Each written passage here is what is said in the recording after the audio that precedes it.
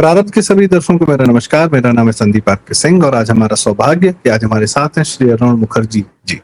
Sir बहुत बहुत स्वागत आपका। नमस्कार, प्रणाम। जी दर्शकों, अरुण जी आज हमारे साथ पहली बार आए हैं। इनका एक संक्षिप्त परिचय मैं देना चाहूंगा। आप मूलतः कानपुर से हैं। आप देख सकते नाम से आप समझ सकते हैं कि बंगाल के हैं, पर मूलतः कानपुर में रहते हैं। दिल्ली में बंगाली प्रकोष्ठ है, आप उसके साथ भाजपा का एक बंगाली प्रकोष्ठ है, उसमें आप को कन्वीनर हैं और अखिल भारतीय विद्यार्थी परिषद के साथ जुड़े रहे, स्वदेशी जागरण मंच के साथ जुड़े रहे और संगठन के बहुत सारे कार्यों में बहुत तत्परता से कार्य करते हैं। जो सबसे बड़ा कार्य आपने किया उसके लिए मैं आपको प्रणाम करता हूं सर। 2021 में जब ममता बनर्जी और तृणमूल के अत्याचारों से बहुत सारे बंगाली हिंदू हमारे भाग कर आए, तो आपने बहुत सारे परिवारों को संभालने का कार्य किया, करीब 200 से ज्यादा परिवारों को। सर मैं सही हूँ यदि गलत तो नहीं कह रहा?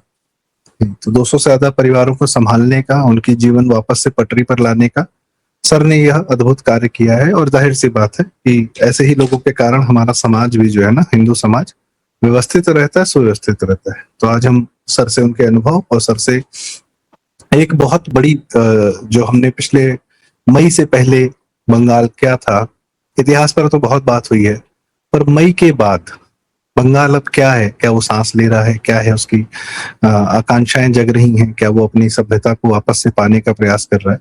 हम अरुण सर से आज यह जानने का प्रयास करेंगे। विषय बहुत सारे हैं अरुण सर से बात करने के लिए, पर आज मुझे लगा कि हम इससे आज एक शुरुआत कर सकते हैं। सर बहुत बहुत स्वागत आपका, प्रणाम।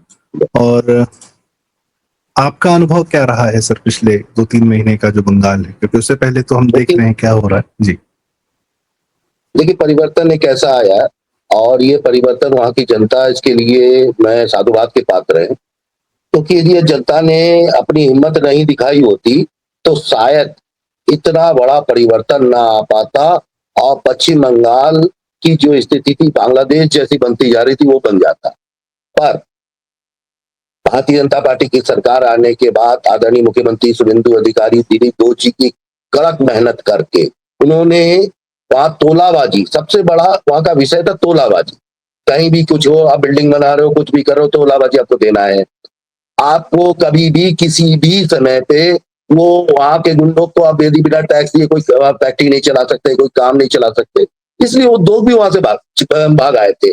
आज उद्योग जो है वहां फिर से लगने लग गया है। उद्योग के लिए 100 करोड़ से ऊपर की लिए स्वयं मुख्यमंत्री जी ने कहा है कि 100 करोड़ के ऊपर जो लोग यहाँ इन्वेस्टमेंट करेंगे उनके लिए सरकार जहां चाहे, जैसा चाहे वैसा काम उनके साथ करी जाएगी और करेगी। उद्योगों का बढ़ावा देने से वहां रोजगार उत्पन्न होगा, लोगों के अंदर विश्वास जागेगा, लोग फिर से उस बंगाल के में पहुंचेंगे। जब पहले कहा जाता, पहले बंगाल सोचता है फिर देश सोचता था, और फिर उस जगह उस अपने गौरवमयी इतिहास की ओर फिर से जाएगा, जो लगभग 35 साल के कम्युनिस्ट कुशासन और 15 साल के ममता बनर्जी के कुशासन से जो समाप्त हो गया था। और ये आप देख ही रहे, और जनता को भी देखिए, इन्होंने अंडों का प्रयोग करके ये अपना विरोध प्रदर्शन किया कि इनके साथ कितना अत्याचार हुआ था। किसी ने घर कब्जा कर लिया था, किसी नेता ने उसके, इस तरह का राजनीतिक माहौल पूरे देश में शायद 2 या 3 प्रांतों में है जहां किसी दूसरे पार्टी के नाम लेने भर से हत्या कर दी जाती। हमारे 315 कार्यकर्ताओं की निर्मम हत्या हुई है। उनका बलिदान आज जो है पश्चिम बंगाल में सरकार लाने में मुख्य भूमिका निभाई। जी सर, एक बात और है, जैसे अक्सर हम देखते हैं कि धर्म पर बहुत कुठाराघात रहा। मैं सारे ही जितने हमारे जिन लोग का बलिदान हुआ भाजपा के लिए, उन्होंने लड़ाई लड़ी, और भाजपा के लिए लड़ाई नहीं लड़ी सर, अपनी हिंदू सभ्यता को बचाने के लिए लड़ाई लड़ी। भाजपा तो एक संगठन था जिसके कारण उनको थोड़ी ऊर्जा मिली, पर मुख्य रूप से उनकी लड़ाई वो इस्लामिक आक्रमण जो बंगाल पर हो रहा है, जो सदियों से हो रहा है, उस पर उन्होंने एक लंबी लड़ाई लड़ी। और 47 में भी वो लड़ाई गोपाल पाठक जी ने लड़ी थी, पर ये नेतृत्व कमजोर था, नेहरू और गांधी का था, तो एक भूमि हमको देनी पड़ी हिंदुओं की और इस्लामिकों को। मैं उसको सर बंटवारा नहीं मानता हूँ, मैं उसको विशुद्ध रूप से इस्लामिक आक्रमण मानता हूँ। पूरब से हुआ था, पहले पश्चिम से होता था, पूरब से हुआ। कलकत्ता का डायरेक्ट एक्शन डे, नेतृत्व कमजोर था, उन्होंने जमीन छोड़ दी, छोड़ के अब जनता को उन्होंने छोड़ दिया इस्लामिकों के भरोसे, तो अब क्या किया जाए। पर इस बार आपने जैसा कहा कि जनता ने हिम्मत दिखाई और नेतृत्व मिला उनको, और उन्होंने इस बार यह इस्लामिकों को हराया। ममता बनर्जी, अभिषेक बनर्जी नाम के हिंदू होंगे, कर्म से तो पूरी तरीके से इस्लामिक है उनका पूरा तन। धर्म पर बहुत कुठाराघात किया सर, वामपंथियों ने भी किया, इन्होंने भी किया, इस्लाम ने भी किया, बहुत तबीयत से हिंदू धर्म पर। दुर्गा पूजा नहीं होने देती थे, इस बार तो सर दुर्गा पूजा आ रही है, क्या स्थितियां हैं, क्या माहौल है वहां का? जी मैं इस बात को थोड़ा सा आगे बढ़ाना चाहूंगा। सेन सर। वंश के बाद जब मुगलों ने पश्चिम बंगाल में कब्जा किया, तो उन्होंने सबसे पहले वहां से जो कुठाराघात होता रहा, हमारे बहुत से लोग मारे गए जिनका इतिहास आज गायब है। आप किसी को ये भी नहीं मालूम होगा कि सेन वंश था कहाँ, अब कहाँ तक था। सेन वंश बांग्लादेश से लेके, जो आज वर्तमान में बांग्लादेश है, से लेके आगरा तक फैला हुआ था वो सेन वंश।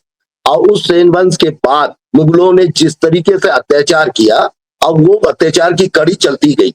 अंग्रेज आए, अंग्रेजों ने देखा कि सबसे पहले इनकी इमोशंस क्या है, तो उन्होंने देखा कि इनकी इमोशन दुर्गा पूजा में है, तो उन्होंने उसका फायदा उठाते हुए दुर्गा पूजा को उन्होंने टाई कोट पहना के वहां के लोगों को भड़काया। उसके बाद फिर 1905 में पहला जो बंग हुआ, उस समय 7,500 बंगाली सनातनी बंगालियों की हत्याएं हुई थी, जो आज किसी इतिहास में कोई भी नहीं दिखा रहा है। उसके बाद सन 1945 में हम सब जानते ही हैं कि नोआखाली कांड कैसे हुआ था। नोआखाली के बाद 1947 में जब बंटवारा हुआ, उस बंटवारे के दौरान भी सबसे ज्यादा अत्याचार सनातनी बंगालियों के साथ हुआ। इतना अत्याचार कि उसमें गोपाल पाटा को हुआ है, और गोपाल पाटा ने काफी काम किया।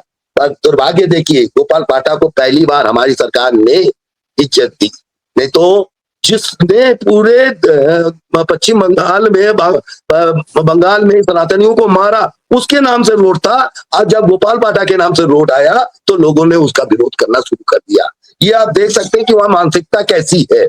और हमारे देश में जब बाहर के लोग आके हमारा ही खाना खा के और हम ही को आंख दिखा रहे हैं, ऐसे बांग्लादेशी इस्लामिक, क्योंकि हिंदू वहां से भाग के आया, बौद्ध वहां से भाग के आया, क्रिश्चियन वहां से भाग के आया, वो वहां, लेकिन जो वहां रहने वाला यहाँ आया सिर्फ आतंक करने के लिए। पहले उसको कम्युनिस्टों ने पाला, अब बाद में ममता बनर्जी जी ने पाला। और आपकी बात मैं आपको विश्वास दिलाता हूं कि पश्चिम बंगाल में जो दुर्गा पूजा होगा, वो फिर अपने उस गौरवमयी इतिहास की ओर जाएगा, जो गौरवमयी इतिहास पश्चिम बंगाल का पहले था। वही जीत का सबसे बड़ा, जैसे राम मंदिर पर एक पताका हमने अभी कुछ दिन पहले मोदी जी ने फहराई है, तो जब आप कोई जगह जीत लेते हैं तो वहां पताका फहराते हैं।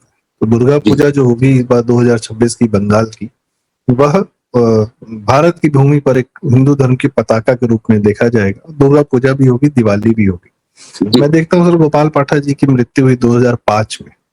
मैं सोचता हूँ क्या जीवन, किस कष्ट में उन्होंने जिया होगा कि कहाँ हिंदुओं की रक्षा की, और उन्होंने अपने जीवन तक वामपंथियों का शासन देखा और हिंदुओं को तिल तिल कर घटते हुए देखा, या उनके मन में, सोच में, विचार में, समाज में हिंदुत्व का प्रभाव कम होते हुए देखा। 2005 में जब 2004 में अटल जी भी हार गए, तो क्या जीवन, क्या कष्ट उन्होंने ले, कभी कहाँ 47 में वो पुरोधा थे हमारे, और 47 के बाद का जो भारत देखा, तो किस कष्ट में रहे होंगे वो। अब वो एक अलग कहानी है, पता नहीं उनकी आत्मा जानती है, पर हो सकता है ऊपर से देख रहे हो तो अब शायद थोड़ा प्रसन्न। सर ये जो 2001 में क्या, सॉरी 2021 में क्या हुआ था, जो आपने 200 परिवारों को जिस तरीके से संभाला, वहां 2021 से मुझे लगता है एक पूरी एक कथा है, एक फिल्म सीरीज या एक किताब या डॉक्यूमेंटेशन होना चीज बात है कि 2021 से 2026 तक के बीच में बंगाल में हो क्या रहा था। क्योंकि हमने चुनाव का माहौल भी देखा, बड़ा थ्रिलिंग था, लोग कह रहे थे, नहीं कह रहे थे, कभी कुछ हो रहा था। तो 2021 में ऐसा क्या हुआ था सर, जो परिवारों को भागना पड़ा अत्याचार से? देखिए 2021 में सबसे बड़ी दुर्भाग्य की बात थी, सिर्फ पार्टी करने के लिए, कि दूसरे पार्टी करने के लिए उनके घरों को मारा गया, उनके घरों को तोड़ा गया, वहां तक कि उनको पलायन करने में इतनी बाध्यता हुई, पलायन करके आसाम, दिल्ली और सभी जगह है। सबसे बड़ा ये है कि मैं जो इस मामले को लेकर सर्वोच्च न्यायालय में मैं गया, मैं सर्वोच्च न्यायालय में मैंने इसके लिए अपील की, जिसपे उसके बाद अभी पश्चिम बंगाल की कोलकाता हाईकोर्ट ने इस पर जांच सीबीआई जांच के आदेश दिए।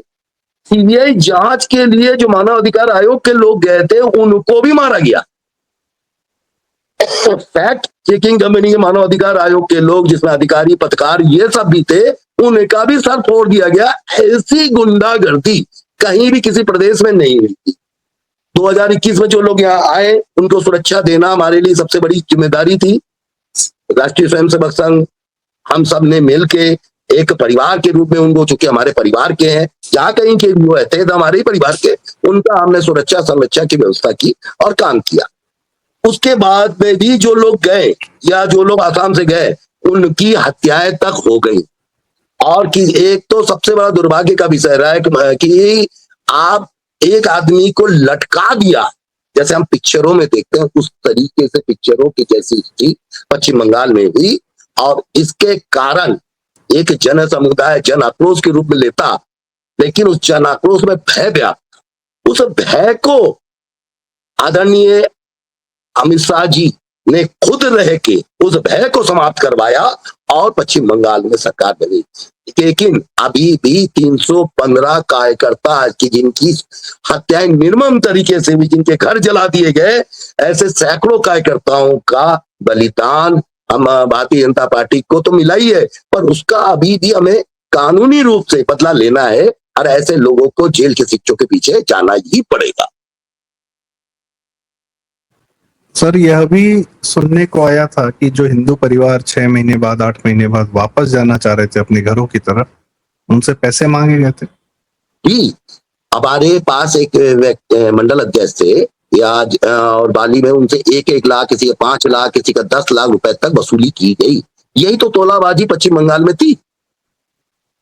पश्चिम बंगाल की राजनीति में मैं कहता हूं ऐसी गंदी राजनीति कहीं नहीं थी कि जहां व्यक्ति, हम क्या कहते हैं भारत में स्वतंत्र है, जो आज यहाँ पे चिल्ला रहे हैं कि हमारे स्वतंत्रता हनन हो रहा है। अरे स्वतंत्रता हनन हो तो पश्चिम बंगाल को देखना चाहिए, जहां दूसरे पार्टी के कार्यकर्ताओं को, चाहे वो भाजपा के हो, चाहे कांग्रेस के हो, चाहे किसी भी पार्टी के हो, जो उसके विरोध में थे, उनकी हत्याएं की गई, उनको भागने पर मजबूर होना पड़ा, उनको उनकी स्त्रियों के साथ बलात्कार हुआ।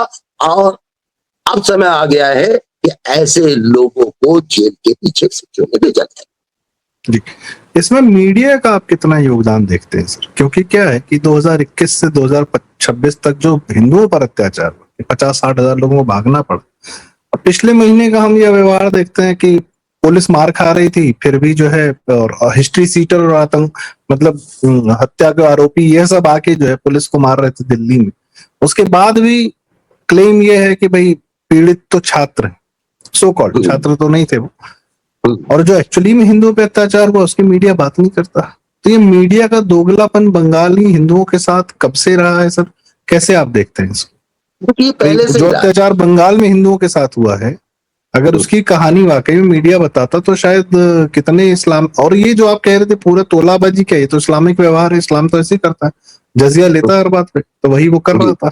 उसने भले बंगाल में ये तृणमूल वाले हिंदू जो हैं नाम से इन्होंने परिवर्तन न किया अपना मजहब का, लेकिन हरकतें तो विशुद्ध वही थी जो उनके मुसलमान वोट बैंक की रही। जी बिल्कुल। मीडिया का व्यवहार कैसा देखते हैं सर आप? देखिए, मीडिया का व्यवहार भी जिस तरह से उस समय होना चाहिए था नहीं था। मीडिया असमझ में पड़ी थी कि ममता बनर्जी का सपोर्ट करे कि मतलब जिस तरीके से जा रही थी, 1-2 मीडियाओं के अलावा किसी ने भी उस समय पश्चिम बंगाल के उन बंगाली सनातनियों की ये को नहीं दिखाया जो वहां से सिर्फ इसलिए भाग के आए थे क्योंकि उन्होंने भारतीय जनता पार्टी की थी। उनकी गलती मात्र ये थी कि उन्होंने भाजपा को वोट दिया या भाजपा नाम से हिंदू थे, अपने सभ्यता के लिए जीवन जिंदा। मैं एक चीज और जोड़ दूं, बंगाल तो बुद्धिजीवियों का गढ़ रहा है सर, ऐसा हमें बचपन से पढ़ाया गया, बताया गया है कि वामपंथियों का गढ़ था, बुद्धिजीवियों का गढ़ था। सो कॉल्ड बुद्धिजीवियों का गढ़ रहा, क्योंकि वहां पे कम्युनिस्ट, एक्चुअली क्या है, हमारे देश में कीमत की तरह कम्युनिस्टों ने इतिहास को खा लिया है। हमने आपको अभी मैंने कहा कि सेन वंश का नाम तक गायब हो गया। सेन वंश के बाद जिन लोगों ने, जैसे गांगुली वंश था, राय वंश था, जिन्होंने मुगलों के साथ हम लड़ाई की, वो कहीं भी किसी कोने में नहीं गए, उनको कहीं भी मेन स्ट्रीम में दिया ही नहीं गया, उसकी इतिहास ही खा गए। और बाद में जो बचा कुचा था वो अंग्रेजों ने समाप्त कर दिया, लोगों को टाई कोट पहना के बैठा दिया। जो बंगाल का इतिहास है, बंगाल के साथ जो अत्याचार हुआ वो 12वीं सदी के बाद से लेकर अभी तक होता आ रहा है। अभी देखिए पिछली सरकार में मुर्शिदाबाद जिले से हिंदुओं को पलायन करने का मजबूरी हुई। क्या एक स्वतंत्र राष्ट्र के लिए इससे बड़ा दुर्भाग्य कुछ हो सकता है कि बहुसंख्यक भाग रहा है, और वो बहुसंख्यक जो वहां का रहने वाला है। अब भगा कौन रहा है? जो बांग्लादेश से आया वो मुसलमान था, और उसको हमारे यहाँ राजनीतिक दलों ने उसको संरक्षण दिया। आज वो भाग रहे हैं। शुभेंदु अधिकारी जी ने कहा ना कि हम उनको रखेंगे नहीं जेल में, या तो वो भाग जाए या तो भाई परिणाम भुगतने के लिए तैयार रहे। अनिश्चित तौर पे इनको रखना, उनको बिरयानी खिलाना और जेल में रखना, ये कहीं से भी उचित नहीं है। जिनको बॉर्डर पार जाना है और इनको अपने देश में जाए और वहीं गुंडई करे। आप बांग्लादेश और रोहिंग्या के विषय में पूरे देश में जिस कोने में भी है, चाहे वो दिल्ली के सीमापुरी इलाके में हो, चाहे वो कहीं भी, आपने देखा होगा वह आतंक का पर्याय है ये। और उसके बावजूद भी पिछली सरकारों ने कोई कार्रवाई नहीं की, जिसका परिणाम ये हुआ कि इनके मनोबल बढ़ गए और दिन प्रतिदिन आकर। और देखिए हंसी की बात तो ये है कि एक पिता के 64 संतान, और उस 64 संतान में पिता ही नहीं जानता कि मेरा संतान थे, क्योंकि उसके सिर्फ 2 ही संतान थे। एक का मृत्यु हो गया, तो बाकी सब आधार कार्ड फर्जी बनाए गए और उस पिता के नाम से रखा। इससे बड़ा कानून का दुरुपयोग क्या हो सकता है? और सचमुच पश्चिम बंगाल में जिस तरीके से मानवाधिकार का हनन हुआ, जिस तरीके से सनातनी हिंदुओं को मारा गया, वो इस बार यदि सरकार ना आती तो शायद गोपाल पाटा दोबारा भी जन्म लेते तो पश्चिम बंगाल को नहीं बचा। सही बात जी। सर इनको जेल में भी क्या नदी में बहा दीजिए, जाना फिर बांग्लादेशी तो निकल जाएंगे सब नदी में बहते बहते। एक लकड़ी दे के नाव दे के नदी में भेज दीजिए, जैसे आए थे वैसे चले जाए, हमें क्या पता कैसे आए थे। दूसरी बात सर कि क्यों मैं ये बात कठोर बात इसलिए कह रहा हूं दर्शकों, क्योंकि हमें कठोर होना पड़ेगा। हमारे अपने व्यक्तित्व ने, हमारे अपने जो एक सहृदय व्यक्तित्व रहा, जिसने सदैव पूरे हमारे भारत में तो सभ्यताएं पली। बंगाली सभ्यता अपने आप पे गर्व करती है, पंजाबी सभ्यता करती है, तमिल करते हैं, तेलुगु करते हैं, महाराष्ट्रियन करते हैं, गुजराती करते हैं, उत्तर प्रदेश के लोग करते हैं, अवधी, बुंदेलखंडी, कश्मीरी, सब सभ्यताएं इस भारत माँ की आंचल में पली बढ़ी, ग्रो करती। पर इसीलिए हमने सोचा कि अच्छा ये लोग भी आए, ये लोग भी रह लेंगे, पर उनके यहाँ ये व्यवस्था नहीं, तो वो आपके साथ रहना नहीं चाहते, तो आप उन्हें अपने साथ क्यों रखेंगे? और जहां जहां वो रहे, क्या किया उन्होंने? पंजाब से हमारे हिंदू सिखों को भगा दिया, कश्मीर से भगा दिया, अफगानिस्तान से भगा दिया, कहीं तो नहीं रखते अपने साथ, तो हम क्यों रखें अपने साथ? सुपात्र होते हैं, कुपात्र होते हैं, कुपात्रों को नहीं रखना है अपने साथ। आप अपने ही धर्म का अपमान करते हैं यदि आप कुपात्रों को अपने साथ इस तरीके से रखते हैं। और विराटू जी ने सही कहा था ना कि पागल कुत्ते के साथ सो नहीं सकते हो आप। खैर, एक इसमें मीडिया का जो आपने चरित्र बताया सर, उसमें अब जो हम देखते हैं कि ये तृणमूल के लोग भागे धड़ाधड़, ऐसा तो व्यवहार मनने, मतलब जनता से इतना डर कि भड़बड़ा के गिर पड़ी है ताश का पत्ते का घर ममता का। तो ऐसा क्या इनको महसूस हुआ कि ये कल तक तो शेर बने घूम रहे थे, और मतलब समय नहीं लगा, 1 महीना नहीं लगा कि भरभरा के गिर पड़ा ये पूरा रेत का महल जी। ऐसा क्या भय इनको सर? इसके भय के पीछे मानसिकता क्या थी सर? उनकी मानसिकता ये थी कि अब ये सरकार आ गई है, इनकी गुंडागर्दी ये वसूले बर्दाश्त नहीं होगी, और इनको इनके मुकाम तक पहुंचा दिया जाएगा जहां ये जन्नत जाना चाहते थे, तो हूरों के पास। तो अब वो हूर से बचने के लिए अब वो भाग रहे बांग्लादेश। और जो यहाँ पे टीएमसी के नेता हैं वो बात अच्छी तरह से जानते हैं कि उन्होंने क्या क्या किया। उनके घरों में आज भी पैसा बरामद हो रहा है, सीवर के अंदर से पैसा करोड़ों रुपए बरामद हो रहे हैं, सोना बरामद हो रहा है, ये तो हम सब देख ही रहे। इसी तरह की छोटा सा भी टीएमसी का कार्यकर्ता था तो उसने भी लाखों करोड़ों रुपए लोगों को ठगे, चाहे वो प्रधान हो चाहे कोई। आज प्रधान भी काम करने नहीं आ पा रहे क्योंकि उनको मालूम है कि आज जनता मारेगी। जनता पहली बार स्वतंत्र रूप से, यदि देखा जाए तो बंगाल की जनता पहली बार स्वतंत्रता अपना महसूस कर रही है, और वो महसूस कर रही है कि हम इन लोगों को, इन जैसे करंट लोगों को, तोलाबाज लोगों को पश्चिम बंगाल से भगाएंगे, और यही होगा।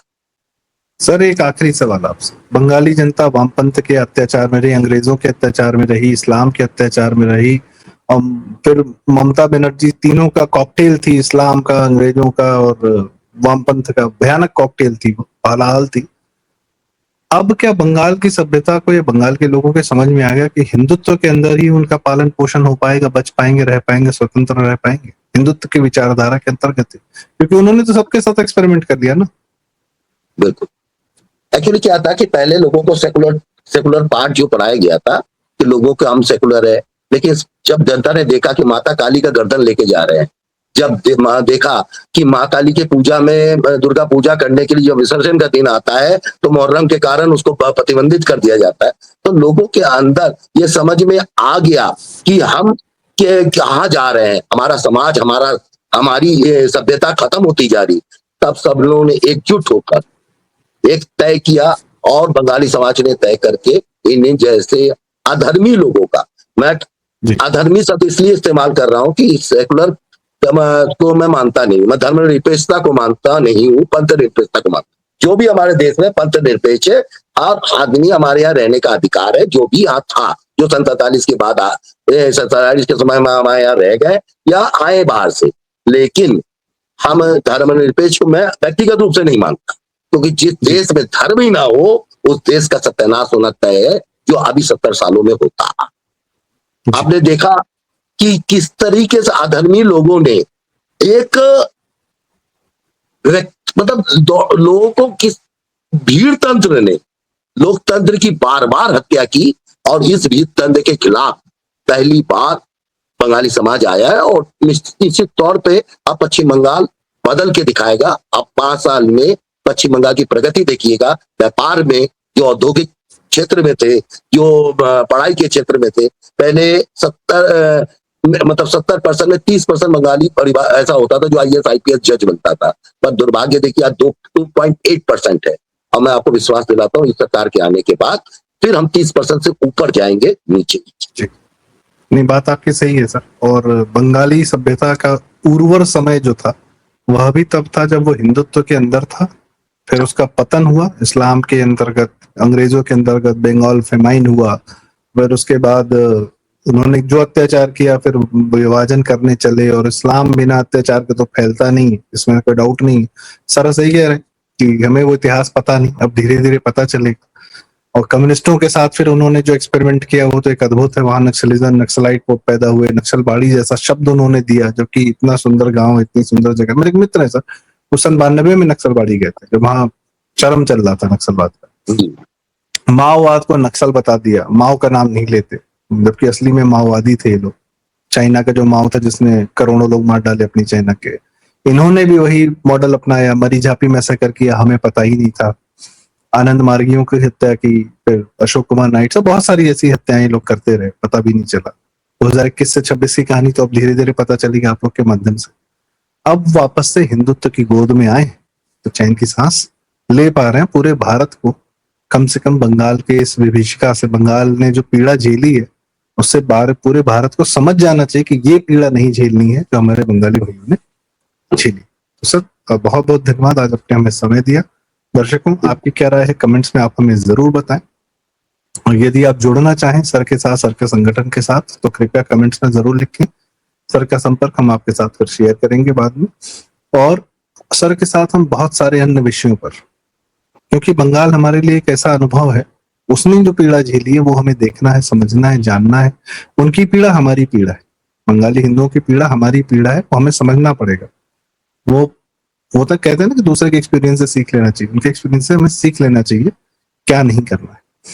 तो इसलिए हम सर के साथ अन्य विषयों पर और लगातार बातचीत करते रहेंगे, और इस बार दुर्गा पूजा का भी सर से जानेंगे क्या तैयारियां हो रही आगे के एपिसोड्स में। तो बहुत बहुत धन्यवाद, आज आपने हमें समय दिया, अपनी पीड़ा, अपनी मतलब अनुभव सब साझा किया आज हमारे साथ, ज्ञान भी साझा किया, इसके लिए बहुत धन्यवाद। और दर्शकों, कृपया यह वीडियो लाइक करें, शेयर करें, चैनल जरूर सब्सक्राइब करें। बहुत बहुत धन्यवाद, नमस्कार, जय श्री राम, जय माँ दुर्गा।